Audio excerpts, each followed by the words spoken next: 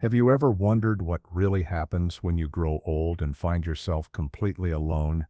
Not just alone for an afternoon, but waking up to an empty house, eating your meals in silence, and going to bed without a single word exchanged all day. It's something most people don't talk about until it's already happening, and by then, many feel lost. But here's the truth. Being alone in your later years doesn't have to mean being lonely. In fact, there are specific things you can do right now that will help you stay mentally strong, emotionally steady, and physically well, even when there's no one else around. In this video, we're going to walk through 4 essential things every older person should do when they find themselves living alone. These are not just feel-good tips or surface-level suggestions. They are habits rooted in real-life experience and grounded in psychological research. Each one is simple, practical, and surprisingly powerful. So whether you're already living alone or you think you might be someday, this video will show you how to make that chapter of your life not just manageable, but meaningful, because you still deserve peace, purpose, and dignity, no matter your age or who's standing by your side. And stay with us until the very end, because the final tip may be the one that truly shifts how you view solitude in later life. It's something that has helped countless seniors not only survive, but actually thrive in their older years. Let's get started. Number 1. A steady daily routine. One of the first things that starts to unravel when you're left alone in old age is your sense of time. Without people coming and going, without appointments or activities lined up, the days can blur together. You might find yourself eating breakfast at noon, staying in your pajamas all day, or not even realizing what day it is. That may seem harmless at first, but over time, this kind of disorientation chips away at your mental clarity and emotional balance. That's why one of the most important things you can do is create a simple, steady daily routine. Not something strict or complicated, but a basic structure that gives your day a beginning, a middle, and an end. Waking up at a certain hour, washing up and getting dressed, even if no one will see you, preparing a proper breakfast, setting time aside for movement, a hobby, or just some fresh air, having a fixed time for dinner, and turning off the lights at a reasonable hour. This kind of routine isn't about being busy. It's about giving your brain and body something to count on when your environment is quiet and your social circle has gotten smaller. The predictability of routine can provide the sense of order and calm your mind still needs. Psychologists often say that humans are wired for rhythm. And as we get older, rhythm becomes even more essential. It keeps anxiety from creeping in, it helps regulate your sleep, and it even supports better digestion and brain function. For example, one man named Walter, an 81-year-old widower, shared how after his wife passed, he lost all track of time. Days became a fog. But once he decided to set a daily rhythm, even just making his bed and opening the curtains at the same time each morning, he felt a sense of control return. Eventually, he added morning walks and evening tea. These small anchors gave shape to his days, and with it, a greater sense of peace. When you're left alone, it's easy to let time slip away unnoticed. But the absence of others doesn't have to mean the absence of structure.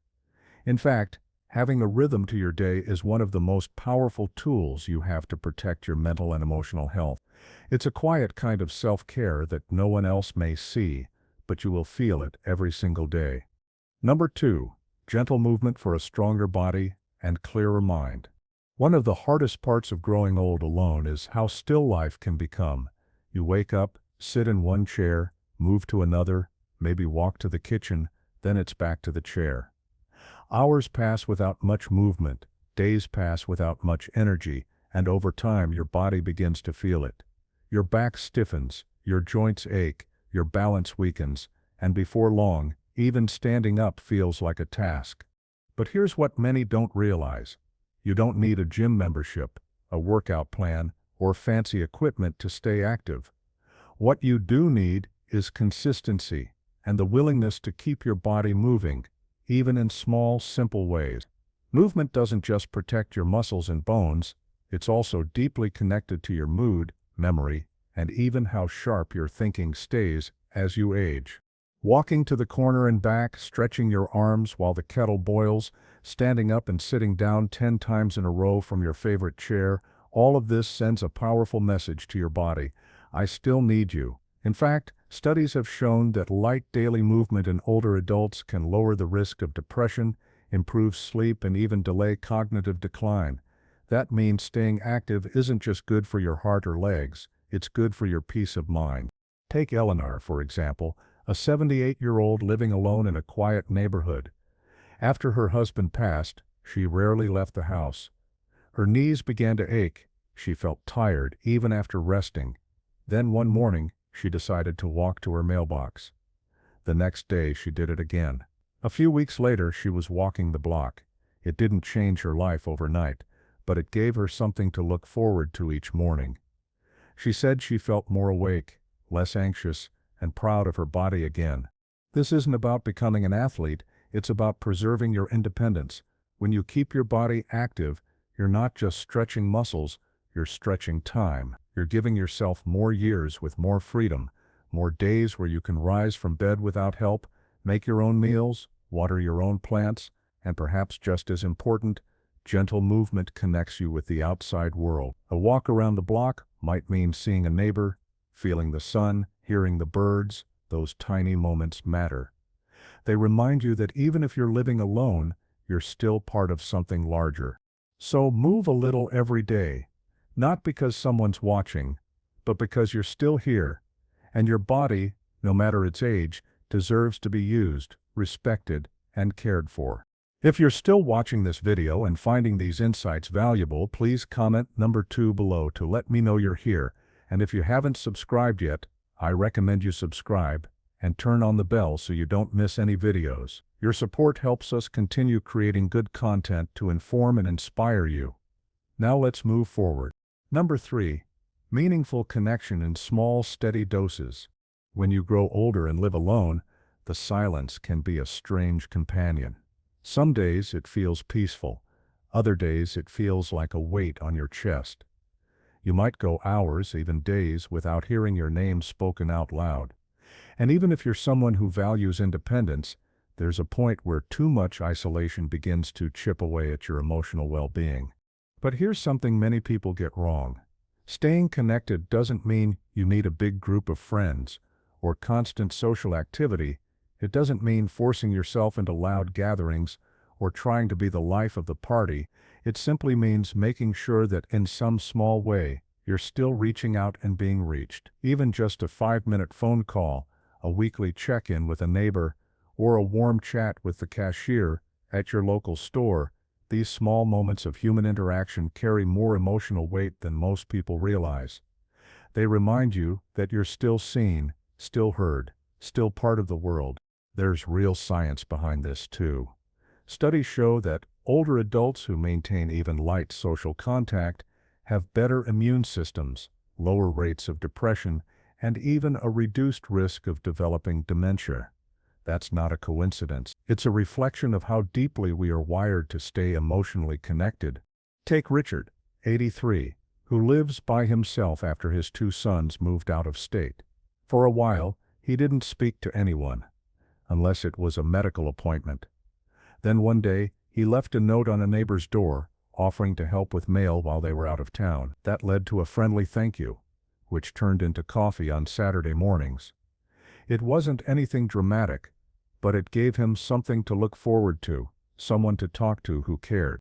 If there's someone in your life you haven't spoken to in a while, consider picking up the phone. If there's a neighbor you wave at from afar, try saying hello and asking about their day. These gestures don't just benefit the other person, they breathe life back into your own heart. There's also beauty in building connection through shared purpose. Many older adults find that volunteering or mentoring, whether it's reading to children at the library or just listening to someone who needs an ear, gives them a sense of contribution. You may be alone in your home, but your presence, your story, and your wisdom still hold value. Loneliness is not about how many people you're surrounded by, it's about feeling disconnected, and that feeling can be changed, even with one conversation, one kind gesture, one new routine. So reach out. Even if it feels a little awkward, extend the invitation. even if it's just for coffee or a walk.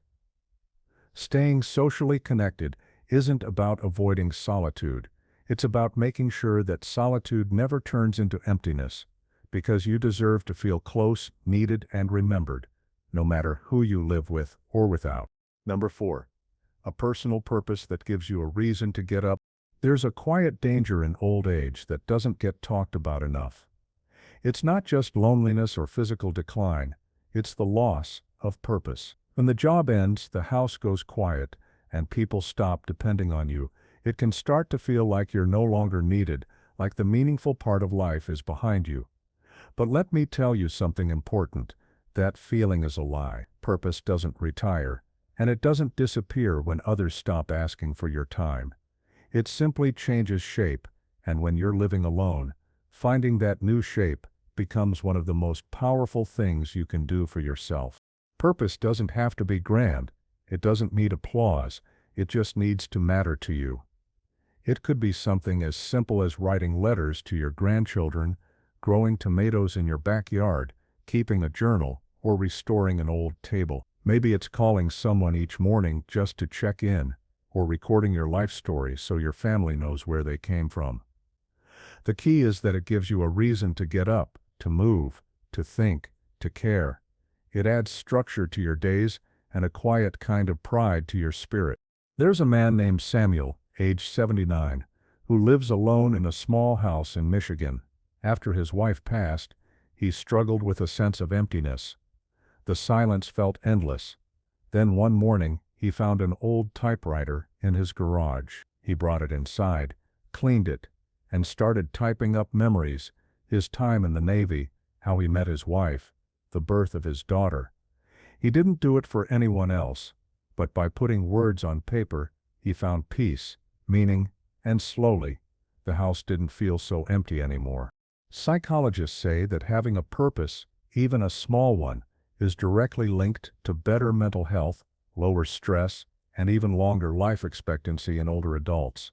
That's because the human spirit was never built to drift. It was built to aim. When you have a purpose, your days don't just pass.